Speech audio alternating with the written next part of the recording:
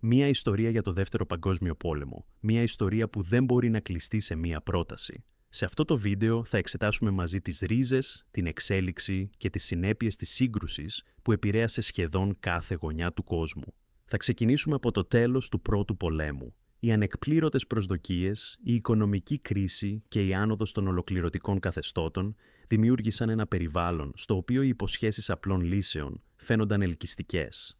Όταν η Γερμανία τον Σεπτέμβριο του 1939 επιτέθηκε στην Πολωνία, ο κόσμος βρέθηκε σε έναν δρόμο που οδηγούσε σε 6 χρόνια δυστυχίας. Στον χάρτη της σύγκρουσης ξεχωρίζουν τόποι όπως το Στάλινγκραντ, η Νορμανδία, το El Alamein ή το Midway.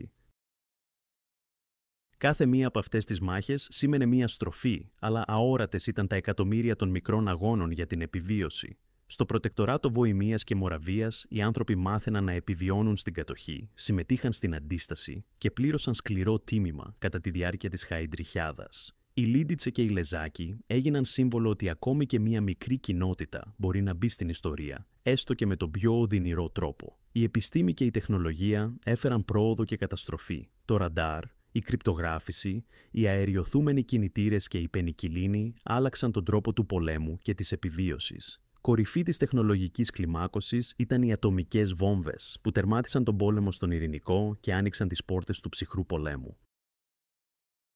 Το πιο σκοτεινό κεφάλαιο παραμένει το ολοκαύτωμα, η συστηματική προσπάθεια εξόντωσης ολόκληρων ομάδων πληθυσμού. Εδώ δεν πρόκειται για αριθμούς, αλλά για πρόσωπα, ονόματα και ιστορίες που πρέπει να διατηρήσουμε. Το έτος 1945 δεν έφερε μόνο τη σιγή των όπλων. Σήμαινε μετακινήσεις εκατομμυρίων ανθρώπων, ξαναγραμμένα σύνορα και αναζήτηση νέας ισορροπίας. Γεννήθηκε ο Οργανισμός Ηνωμένων Εθνών, αλλά ταυτόχρονα και νέος ανταγωνισμός δυνάμεων.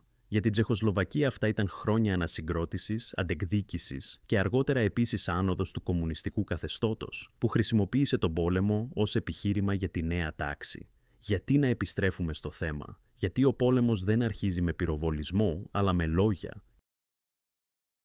Η προπαγάνδα, η αποανθρωποποίηση και η αδιαφορία εξαπλώνονται σιωπηλά και σταδιακά. Όταν κοιτάμε φωτογραφίες, διαβάζουμε γράμματα και ακούμε μάρτυρες, μαθαίνουμε να αναγνωρίζουμε τα σήματα που αποδυναμώνουν τη δημοκρατία. Και επίσης θυμόμαστε το θάρρος των στρατιωτών, των υγειονομικών, των κατασκόπων, αλλά και των μαγειρισσών που κράτησαν τις οικογένειες ενωμένες.